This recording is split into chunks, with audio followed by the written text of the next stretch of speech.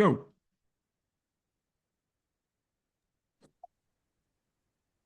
Go ahead, Lee. Welcome to the DVMUG Zoom meeting for April 7th, 2026.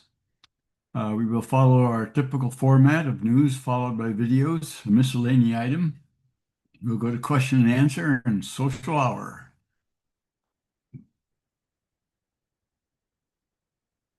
This week's news. This slide is to tell you that this is on the bulletin board service as a PDF, and it has clickable URLs so you can look in these in more detail beyond the summaries that I'll be mentioning as we go through here. Synopses on these news items. Apple releases iOS 18 security updates for iOS 26 holdouts. John has, of course, mentioned this on the BBS before, but on the possibility that some have not been on the BBS, it's worth noting that this update's available. Apple is releasing iOS 18.7.7 security updates to all devices running iOS 18, including those capable of running iOS 26. While not as secure as iOS 26, this update addresses serious security breaches like Darksword and Corona. As of Wednesday, April 1st, Apple is pushing out the iOS 18.7.7 to all devices running iOS 18. This update, released last month for devices that were not capable of running iOS 26, is now available and even for compatible devices. If you've got auto update turned on but have not gone through the steps to do a full upgrade to iOS 26, this update can be automatically pushed and applied. If you're an iOS 26 holdout and you're not ready to update your iPhone, at the very least, you should update to iOS 18.7.7 and protect yourself from some seriously ugly malicious software. Any comments or questions? Next item. Here's why the M5 MacBook Pro is worth buying now, even with an impending redesign. I thought that there may be some people who are wondering if they should hold off buying a new one, but here are some arguments made by Michael Burkhart from 9to5mac.com that says it's a good time to buy. The current 14-inch MacBook Pro design is nearly 5 years old. It's also not at all a secret that Apple is working on a redesign for its MacBook Pro lineup. Despite those facts, though, there's still one compelling argument to be made about buying one today, even with bigger changes right around the horizon.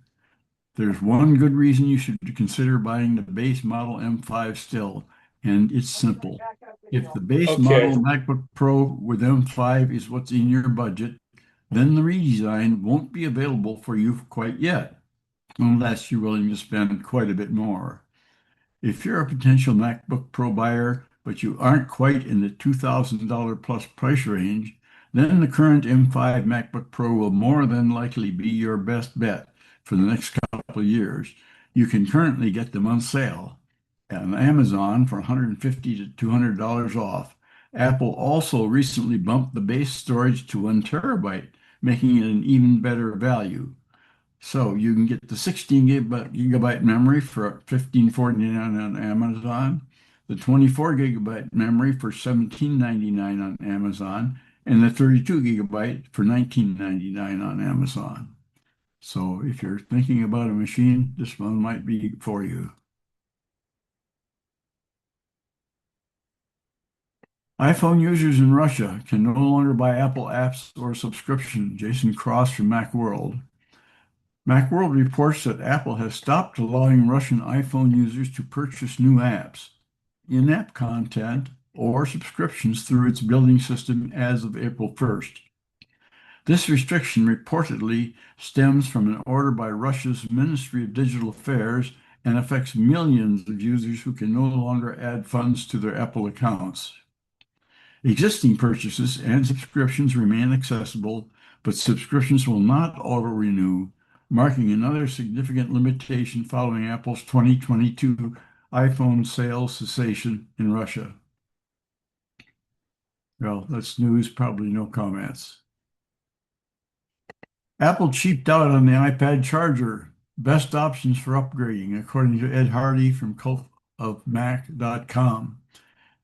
The charger included with the iPad Pro and the iPad Air is inadequate, providing only 20 watts of power, significantly slower than the tablet's maximum charging capabilities.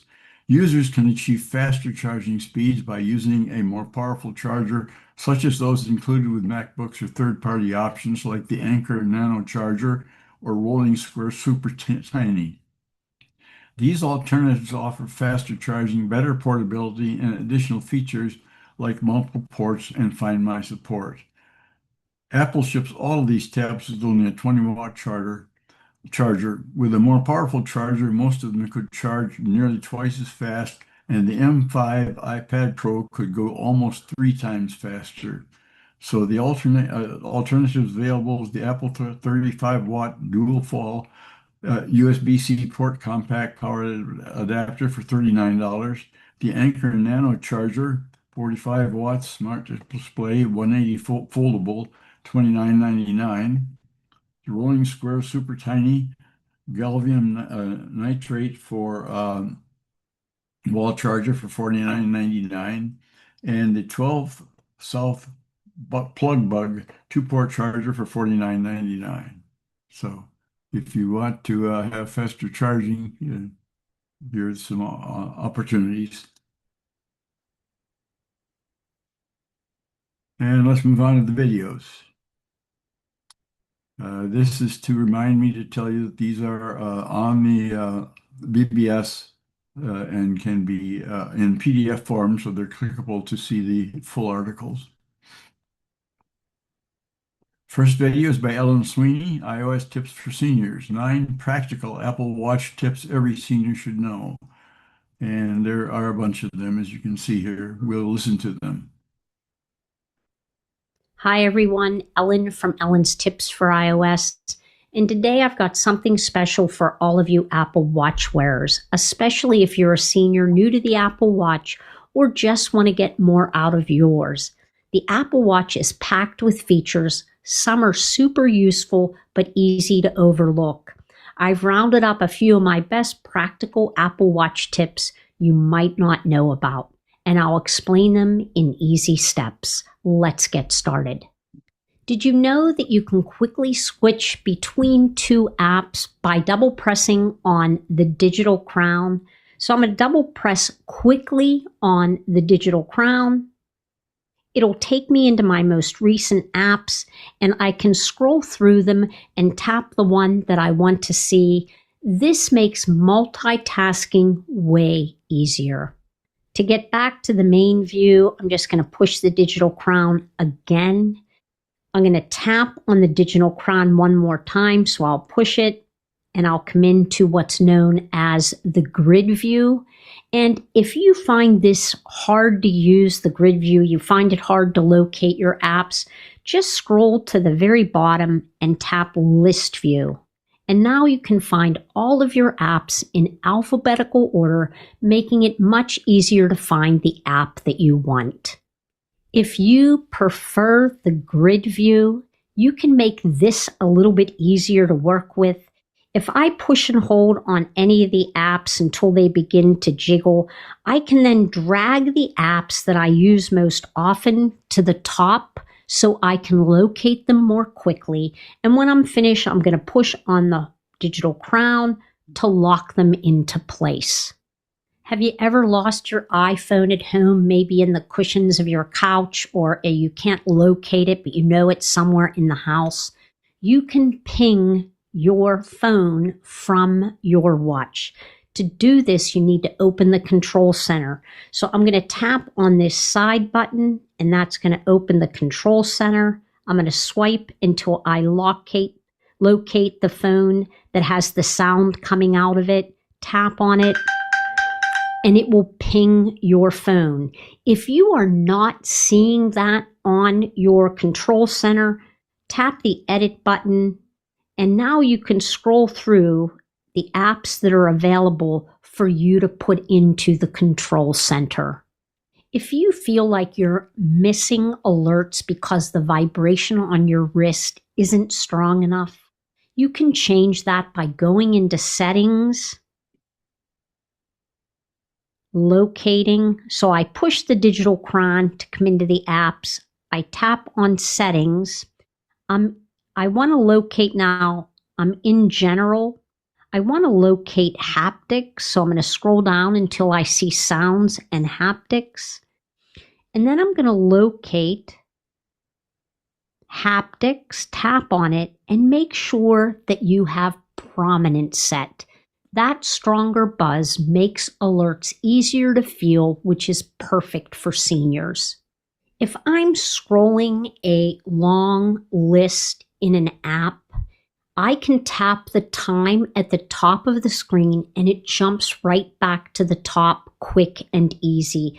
So I'm in the settings app. If I kind of scroll down and I want to get back to the top, if I tap on the time, it immediately takes me back to the top of the settings. And this works in any area where you're scrolling through a long list. If you want to make this grid view, I'm going to push the digital crayon to come into grid view, a little less cluttered. If there are apps there that you don't use, go ahead and push and hold on an app until they jiggle, and then locate and tap the X, and it will remove that app from the screen. It'll give you an option. Go ahead and tap delete app. It doesn't delete it from the device. It just drops it down to the area where you can reinstall it again. So push and hold on the app and then go ahead and tap on delete. If you want your watch to speak the time out loud, you can take 2 fingers and put it on the screen and you'll hear it speak the time out loud. It will also work like if you're on a Mickey or Minnie watch face, you can tap on the character and the time is spoken out loud. For it to happen though, you need to check a setting. So I'm going to go ahead and push on the side button to come into the control center. If this option is on, you're not going to be able to hear the time spoken out loud by holding 2 fingers on the watch face. But if I turn that off, I come back out to the main screen and I push and hold, it will speak the time out loud. So just check that setting and remove it if you want to hear the time spoken out loud. If you ever want to pause your activity rings because maybe you're resting that day or you're sick, to do that, you'll open the activity rings, make sure that you see the circles there, tap on it, and tap on pause, and now you'll have the option to choose. You can do for today, until Monday, until April, or you can pick a custom. And then once you do the one that you want, say you tap one for today, it'll automatically restart your activity rings the following day. There's a new notes app on Apple Watch. You can quickly dictate a note right from your watch. It syncs to iCloud so you can see it later on your iPhone or your iPad. So to do this, I'm going to push on the digital crown to come into all my apps. I'm going to scroll down until I see the Notes app. I'll tap on it. You'll see the little note icon in the bottom right corner. And as soon as I tap on it, and whoops, sorry about that. Let me tap on that again. If I tap on the note icon, as soon as I do, you can see that it immediately starts to record whatever it is that I'm dictating. And then when I'm finished, I can tap on done. And now that note will be added to the Notes app on your iPhone. It's synced to iCloud, so you'll be able to see it on all of your devices. All right, friends, those are a few Apple Watch tips that every senior should know. Whether you're new to the Apple Watch or you just want to use it smarter, these little tips can make a big difference in your everyday life. Thanks so much for watching. Well, any comments or questions on that? Yeah. If you want to hear the time by pressing, or what your watch has to say by pressing two fingers, you got to make sure the volume's turned up, and you press the long bar on the next to the knurled knob. Scroll down until you see the volume icon, tap that, and then use that little knurled knob to make it go up or down. Ah, Just my 2 cents. Run through that again, Mike. Yeah. Okay, if you want to make sure the volume is loud enough so when you press two fingers on there you can hear the time, you need to make sure the volume's turned up. And to do that, you press that long button underneath that knurled knob on your watch, and You then mean the crown? The digital crown? No, the side button. the long button. There's one that's kind of like a knurled knob. I assume that's a crown or whatever, but the other one, the long one, you tap on that and you scroll down till you see the volume icon. Tap on that, and then you can use that crown knob or whatever it is to move the volume up or down to where you can hear it. mine goes to emergency when I press that long bar. Cool. Yeah. That's cool. Well, Yeah, if you hold it too long, yeah, but you just got to press it. You don't, yeah, if you hold it too long, it goes to the emergency and everything. Ah, I see. Mhm. Mine doesn't do anything. just a quick tap. Yeah, just I mean, press you the have to button. press it. You don't just tap it. Yeah, you got to press it, and just real quick though.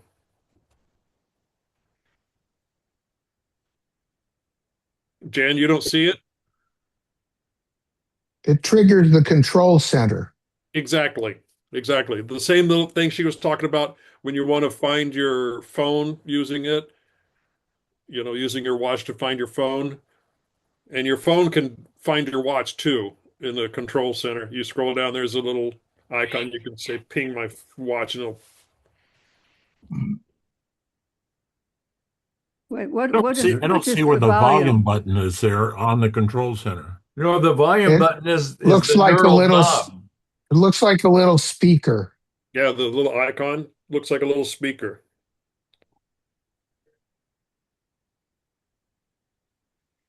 It may be one of the last ones there on it. Keep scrolling up. Well, I'm not finding it. Oh, you tap can on a scroll speaker. down. I didn't realize. And then you get the bar. So you can see your volume up and down. I'm sorry, Sylvia, what was that? Tap on the speaker and then you get that bar. Yeah. Yeah. Then you can adjust your volume. Yeah, you tap on it and then you can move it up and down using the bar. the top little knob. Hmm. We can drag the white background up and down. Yeah. That too. Okay, I found it. There we go.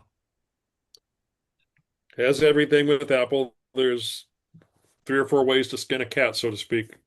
Well, that's a great tip. Thank you. And the cat gets pretty pissed after the first one. We move on. Second video is by Gary Rosenzweig.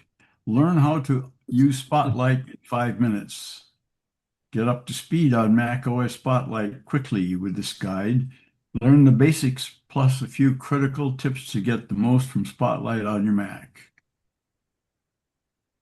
Hi, this is Gary with MacMost.com, and here's your quick guide to using Spotlight in macOS Tahoe and beyond.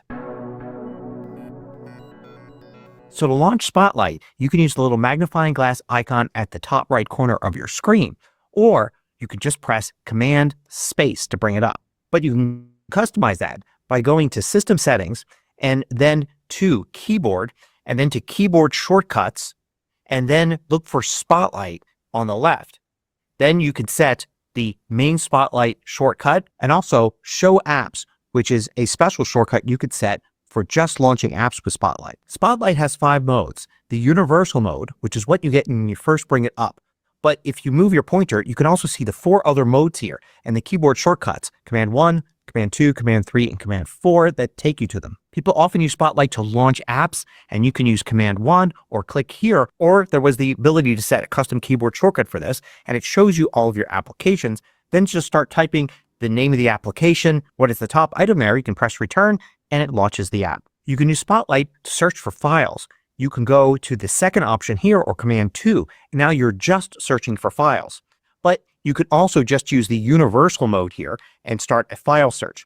Just type the name of the file or some word that's in the content of the file and you'll get results. You can narrow down the search using the little tags up here. So for instance, if you know you're looking for a keynote presentation, you can just select that and you'll only see results of that type.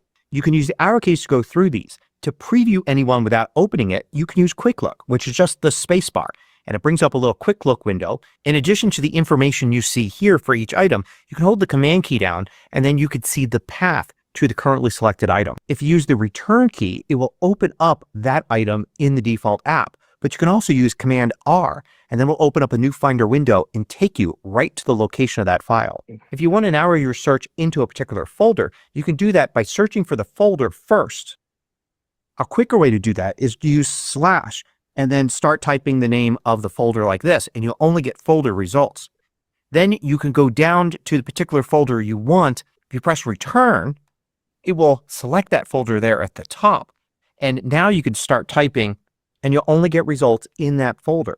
Now the third mode for Spotlight gives you access to a whole bunch of built-in actions. For instance, I can go down to the second one here, which is send message, press return, and I can type a message and name some recipients and send a message right here from Spotlight without even opening up the Messages app. There are a ton of different actions that you could take for different apps, and you could also access your own shortcuts here. You can also set quick keys for these. They'll be set automatically as you use different actions, but you can edit them or create your own. For this one, I can change it to add R like that, and now I could use that to quickly access that action as the first item every time. Also in this mode, you'll notice you can actually access menu items using Spotlight instead of the menu bar. The fourth option here gives you access to your clipboard history. So you can see here the last 2 things that I copied. You can search your clipboard history, click on something to paste it, or click here to copy it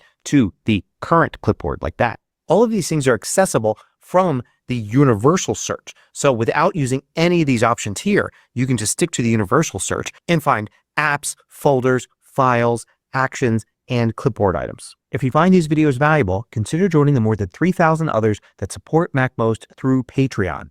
You get exclusive content, course discounts, and more.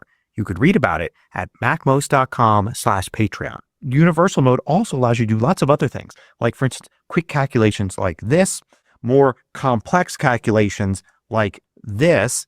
You can convert units. Here are some examples.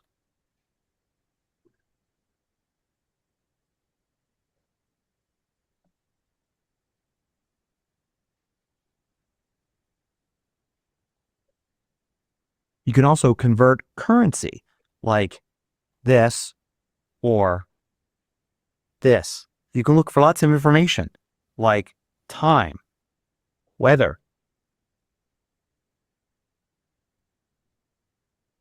You can look up dictionary definitions like this. Sometimes it'll appear as the first item. If not, you can keep scrolling down to find it. You can even track flights if you know the flight number. In universal mode, you can search for a lot more than files and apps.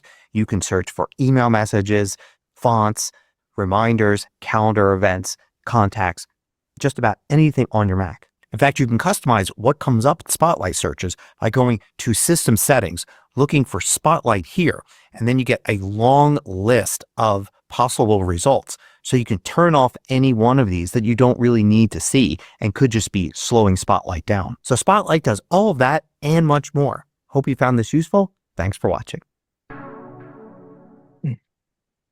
Well, he's fast. Any comments or questions? Yes. Was there a part in there where you said you can send a message from Spotlight without starting the Messages app? That's what he said. I gotta check that out. Yeah. Thanks. Well, you can listen to that one again to pick up on that or anything else, because there's quite a bit Thanks. in there. If you just type SM, it should bring it up.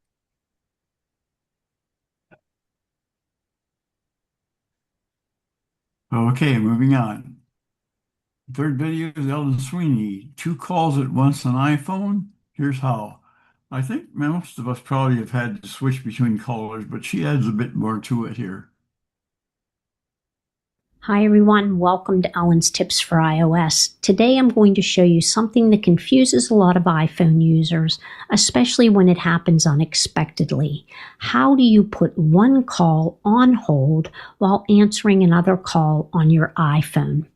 And stick around because after that I'll also share a few very useful tips you can use while you're already on a call. Let's get started.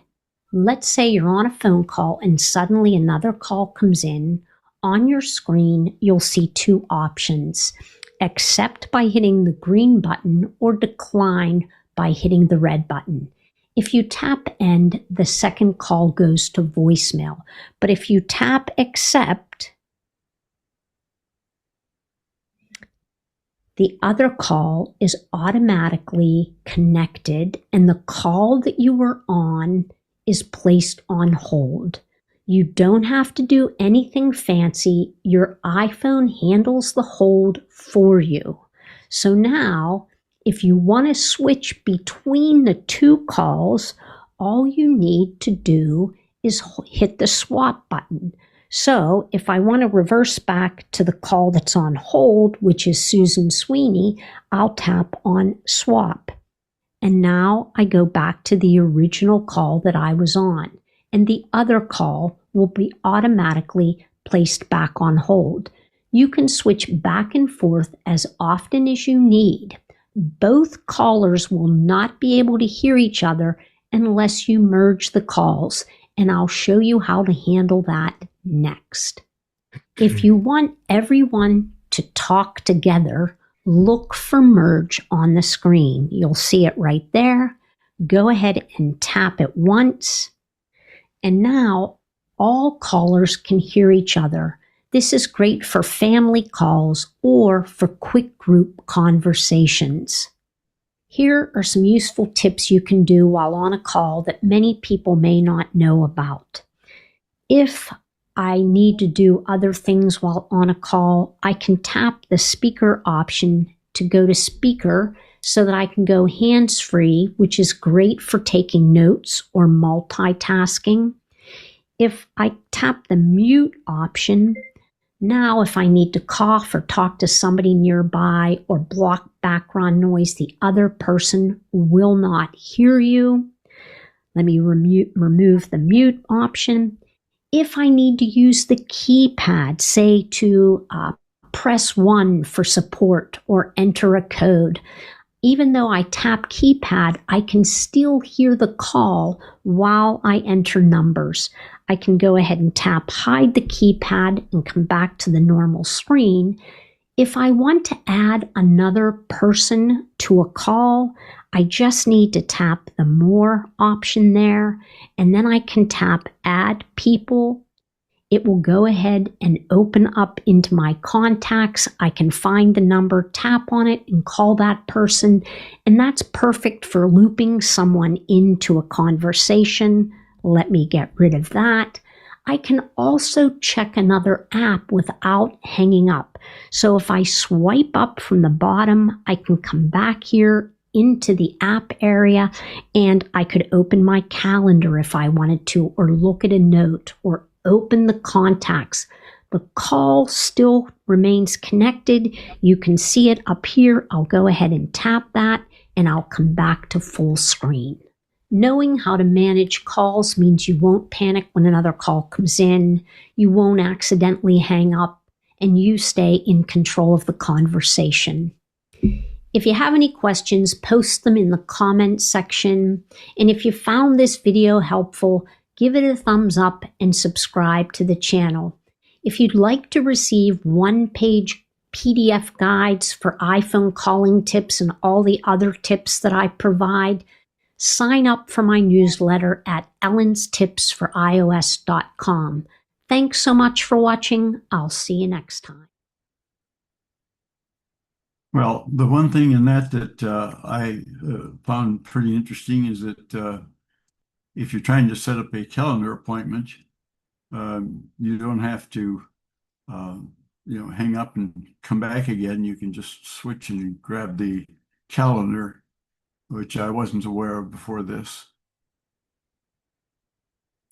Any other comments or questions? Yeah, that more button that she pushed, there's a lot of things in there besides just adding a person. You can actually there are. use it for translate. I think that was part of the lesson I taught a week or two ago at Lafayette about all the different places that the iPhone lets you translate stuff.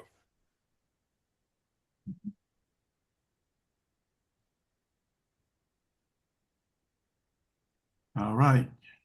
Fourth video is by Apple Support. 5 helpful tips for using your iPhone and Mac together. Get up to speed on macOS Spotlight quickly with this guide. Learn the basics plus a few critical tips to get the most from Spotlight on your Mac. You can use your iPhone and Mac together to get more done. Copy and paste from one device to another, send content with AirDrop, scan documents, and more.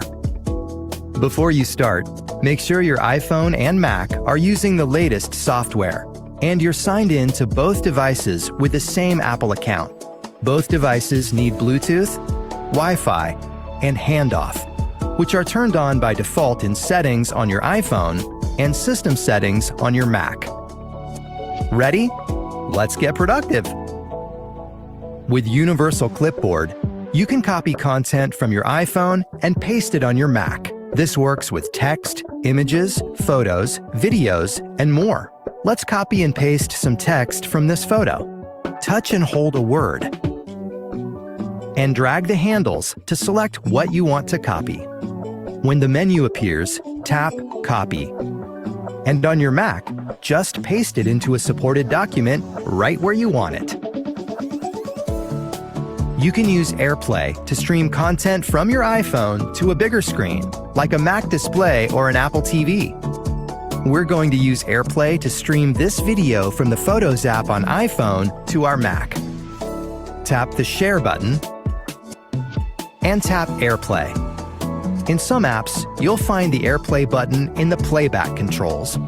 In the menu, tap the Mac you'd like to stream to. The video appears on the Mac display, and you can control it from your iPhone. Let's tap Play. When you're done, you can press Escape on your Mac keyboard to finish streaming. You can use your iPhone to scan physical documents to compatible apps on your Mac, like Notes and Mail. The documents appear instantly, right where you need them. In the space you want the scan to appear on your Mac, Control-click to bring up the menu, and choose Scan Documents. The Camera app opens on your iPhone. Just hold the rear camera over the document to start scanning automatically. Tap the Done button when you're finished, and the scan appears on your Mac, ready to send. With AirDrop, you can send photos, videos, documents, and more wirelessly between your iPhone and Mac. We're going to send some photos. On your iPhone, tap Select. Select the items you want to share, and tap the Share button. Then tap AirDrop and tap your Mac under My Devices. Other nearby devices may appear too, so make sure to tap the one you want to send your photos to. AirDrop sends the items to your Mac, and they automatically appear in the Downloads folder. These will be great in our report. You can add widgets from your favorite iPhone apps to the desktop on your Mac to view them at a glance. Just Control-click your desktop, click Edit Widgets, and select the app you want to use from the sidebar in the widget gallery. Widgets that aren't from an app on your Mac are labeled From iPhone in the upper right corner of the gallery. Just drag the widget to your desktop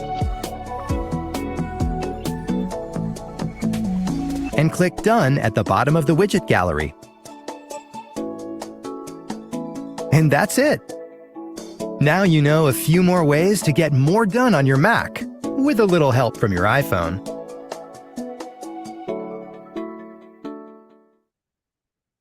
Tom, answer questions. Well, just a comment. Good thing to know, and I'm going to have to decide or have it decided for me because I usually scan to iCloud. And so I have it set up over there, and then I get it from iCloud to send it someplace else. I can directly scan it to the MacBook. I wonder which is more safer. That means, the report you get, the email you get from me is also in the iCloud. I send it from the iCloud to you weekly. Uh-huh. Good to know, though. I'm glad I heard that. I got to get that straightened out. In other words, which should I do? Universal Clipboard has come in handy many times. Mhm.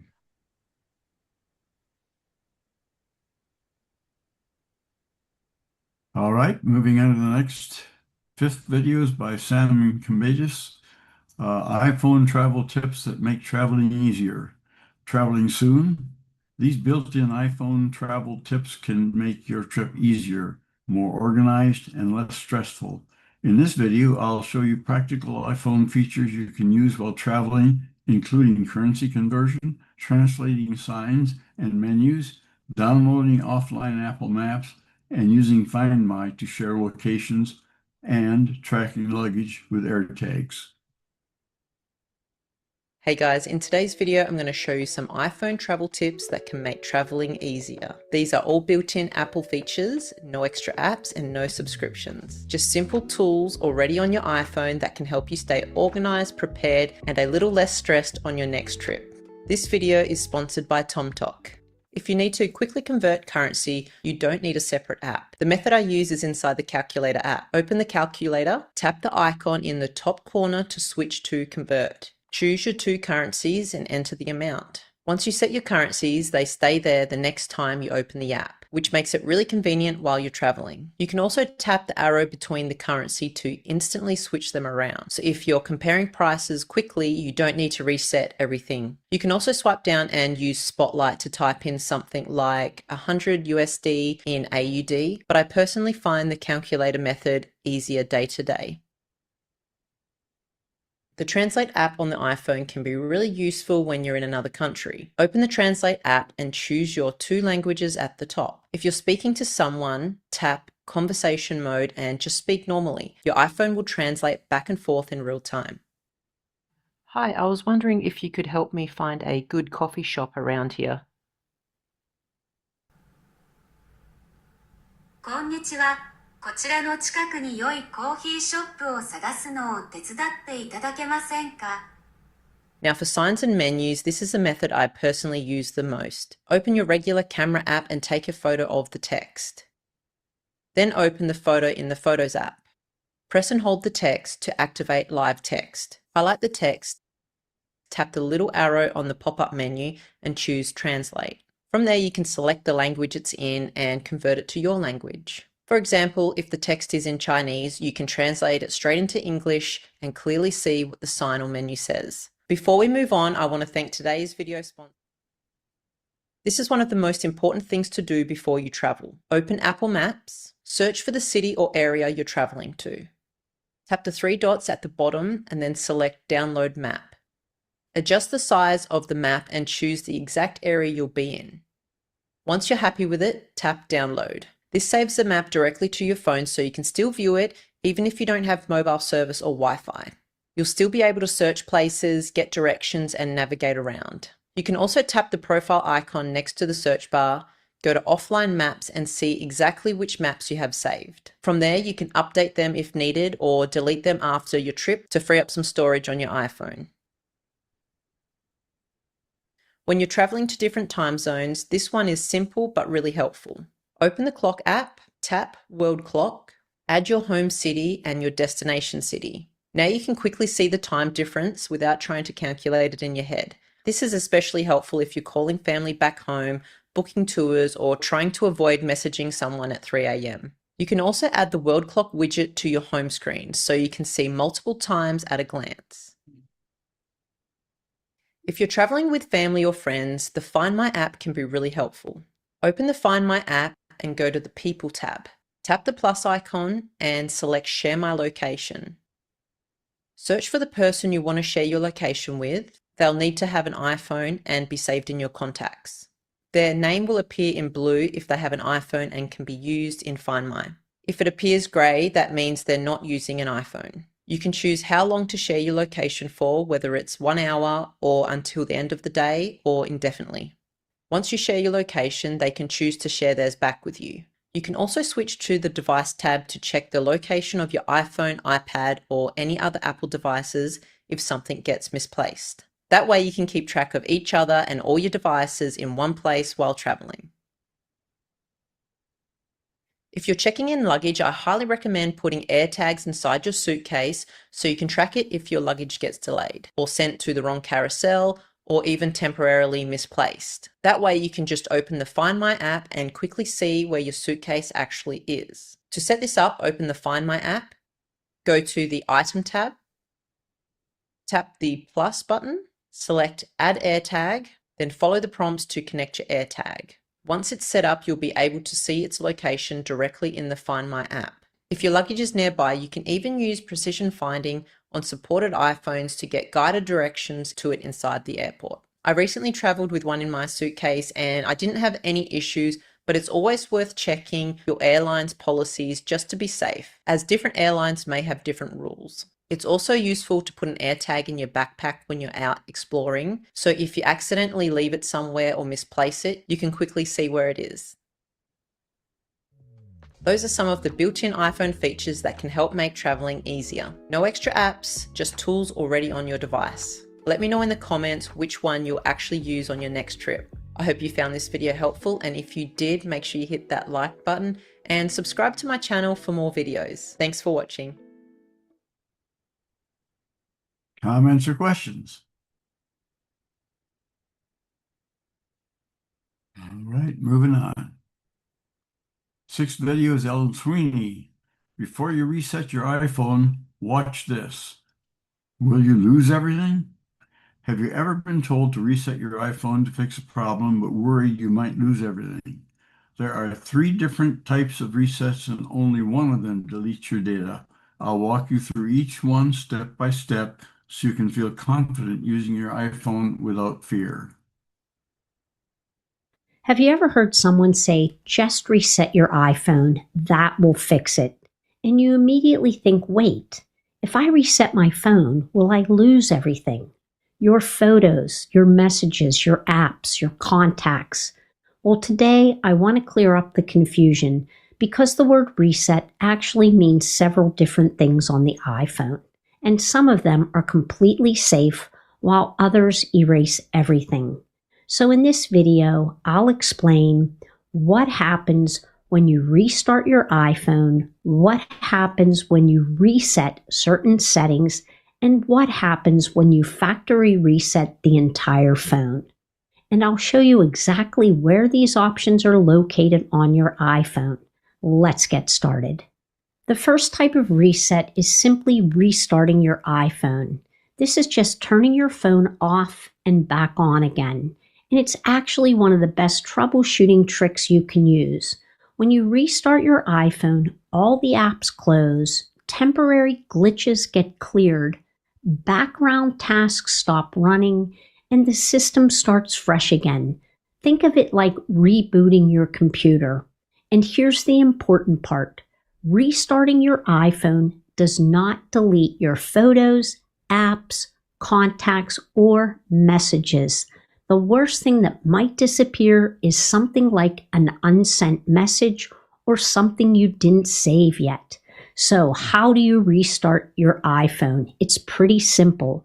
What you want to do is press and hold the side button, and that's also known as the power button, and then the volume up button at the same time.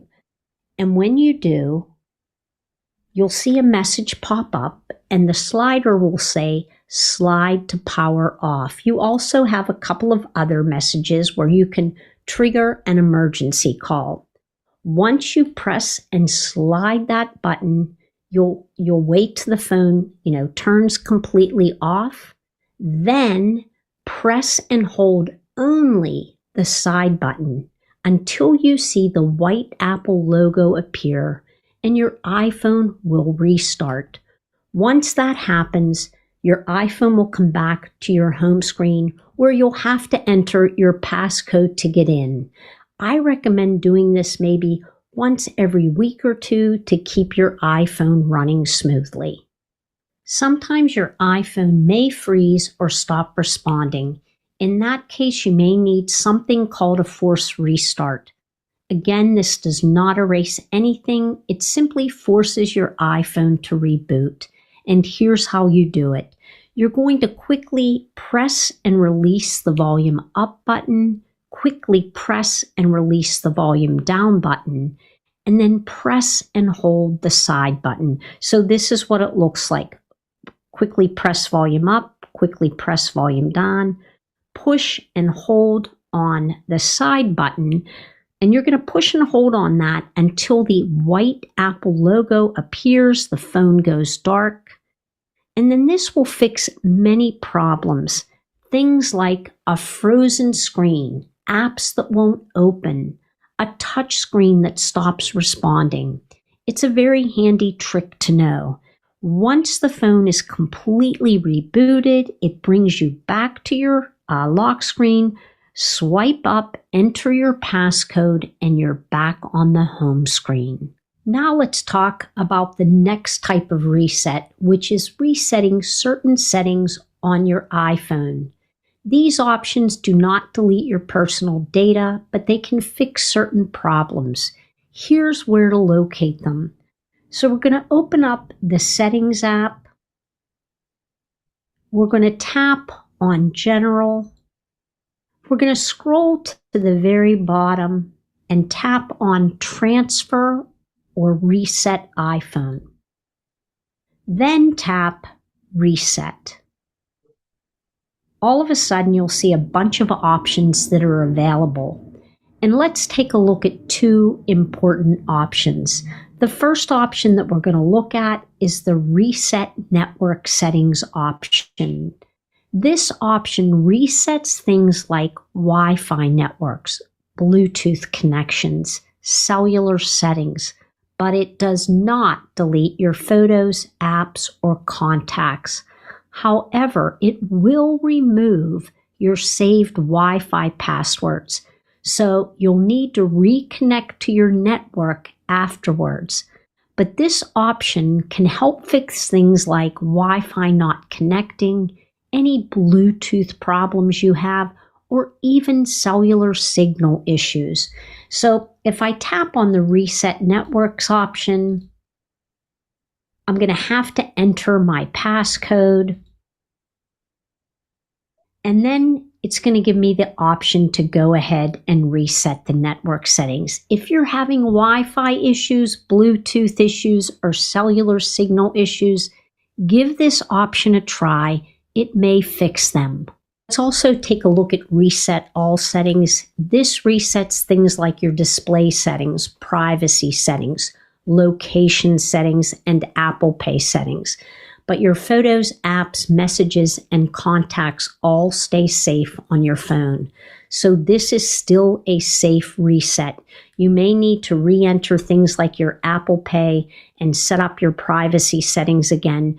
But if you're having trouble with your iPhone, this is a reset that's worth it because it doesn't delete your data or media. Now let's talk about the reset that most people fear and are worried about. This is called a factory reset. On your iPhone, it's labeled Erase All Content and Settings. When you choose this option, your iPhone returns to the same condition it was when you first bought it.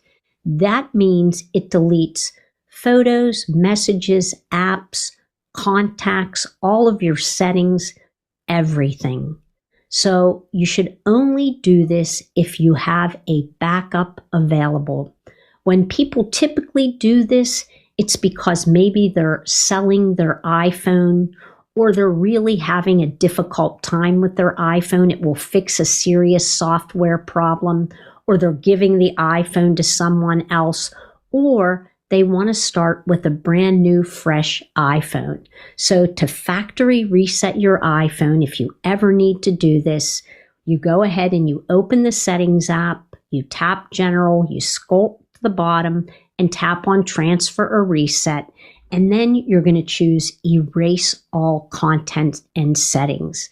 Once I click on that, it'll ask me some things here about what I want to erase. So I can go ahead and tap on Continue, and I think it's going to prompt me again to erase the iPhone. If you're not sure about it, don't do it, but I want to remind you that if you are going to do a factory reset, make sure that you back up your iPhone first.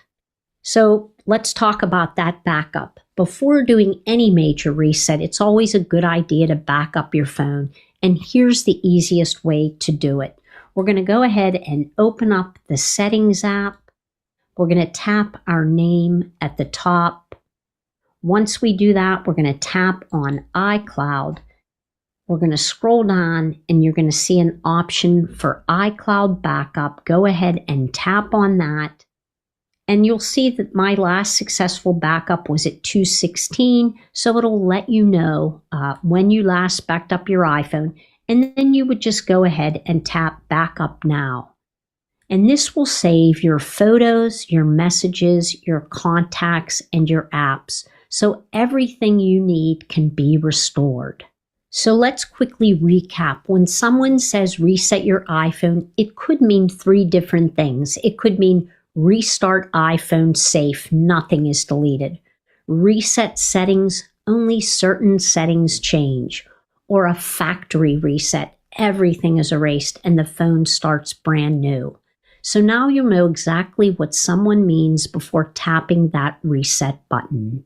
If you found this video helpful and you enjoy simple iPhone tips designed specifically for seniors, be sure to subscribe to my channel.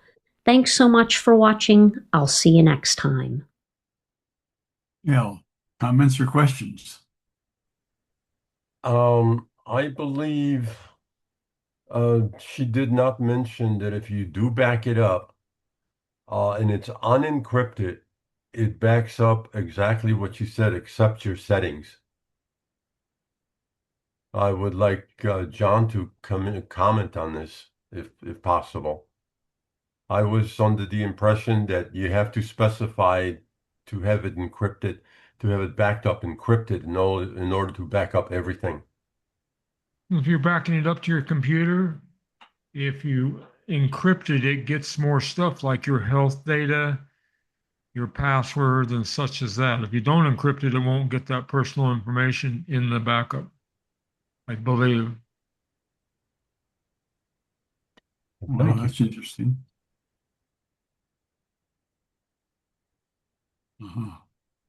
Also, she didn't even mention Find My. It won't let you factory reset if you have Find My turned on, which you should all have on your phone.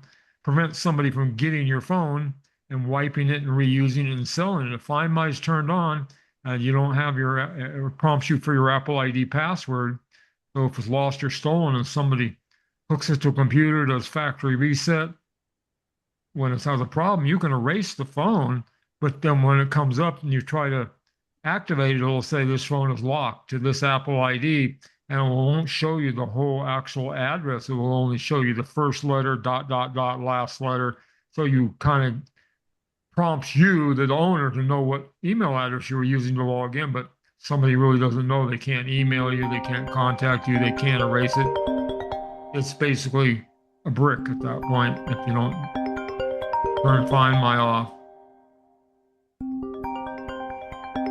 Something else that she didn't talk about was you can reset your phone by just going into the control panel, and up in the upper right-hand corner, there's a little button that turns it off, and just for basically restarting it.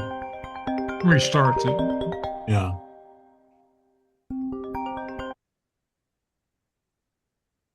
Oh,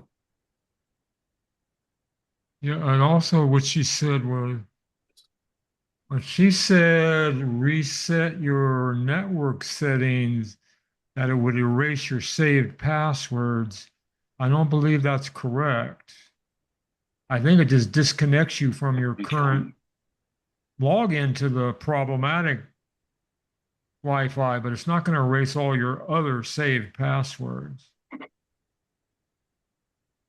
Else, that would be a disaster.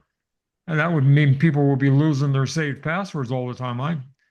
I never lose my saved passwords when I do. I mean, they're there from every device that I logged into, every phone I ever owned that I saved Wi-Fi passwords are all on my Mac, even though I don't want them there. They are.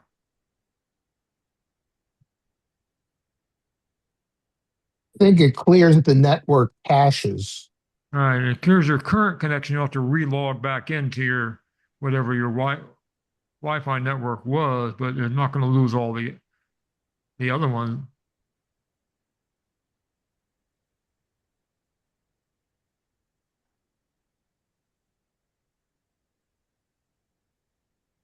Okay. okay. Moving on. Miscellanea? One miscellaneous item. How to create a bounce photo. Use the live photo mode on camera. What you do is you open the camera, then you tap the ellipse to set the camera mode. You set the mode to live, then you tap the screen to remove the setting window portion, and you take a photo. Once the photo is taken, you tap this little red picture down the bottom. You open the photo, and you press live up above there on the left, and it opens a menu. And if you select bounce on that menu, the picture becomes a bounce. What does it come? It becomes a bounce like that.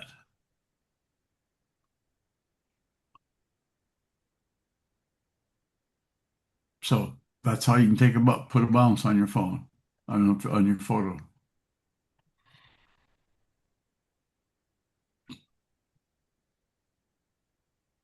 Okay, on to questions and answers and social hour.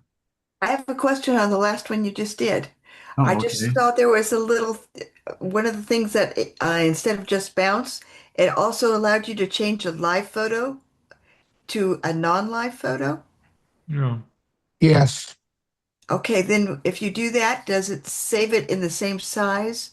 Does it take the same amount of space as a live photo does? It should make it smaller. I think you get to pick the keyframe that you want to be the saved photo, and then it removes all the other frames. You end up with a still image that's smaller. Okay, great. Thank you.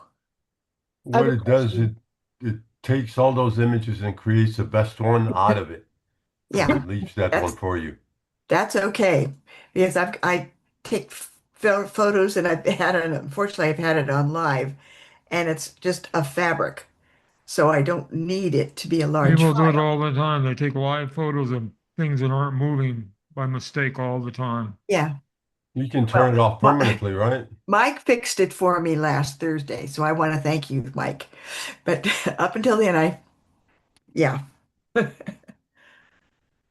Okay, you can end are you still sharing? We've got a black screen. Stop share. Yeah. Judy has a question. Okay. Oh, How do I check to see if my router has been hacked? Whoa. Why would you think it'd been hacked? Why were you Yeah. asking? Why are you asking? What's your symptom? Because of some things that have happened recently with my emails. And what will those things be? Shouldn't it go to the Q&A afterwards? I thought we were in the Q&A, sorry. No, we haven't stopped the recording. Yes. Okay. Oh, sorry. Okay. Anything related to what we've been talking about so far, the videos, otherwise we'll move on. Last chance. Okay, DVMUG members can I ask again? I didn't quite get how you turn off live photos, the easiest way, if you have a live photo and you don't want it to be one. Open it, click on the live photo indicator, and just choose the option to shut it off. Oh. But that that's for a sounds good. single photo, right? If you Yeah. turn it off permanently, you have to do it in settings. Right. most people want to turn the default off, so it doesn't take every picture live photo by default. If you don't do anything, you want to set it to standard photo, and then you choose live if you want to do live, but don't take every picture live. Yeah. But you have to go into camera settings and turn on preserve settings. Otherwise, it'll kick back on every time you open up your camera app. Yeah. They may have changed that. Nope. It's still the same? No. Still the same. That's dumb. Well. Okay. So, DVMUG members watching on YouTube, you can get to the next portion with the link on the DVMUG BBS, and we will start our new recording. And I will stop the recording.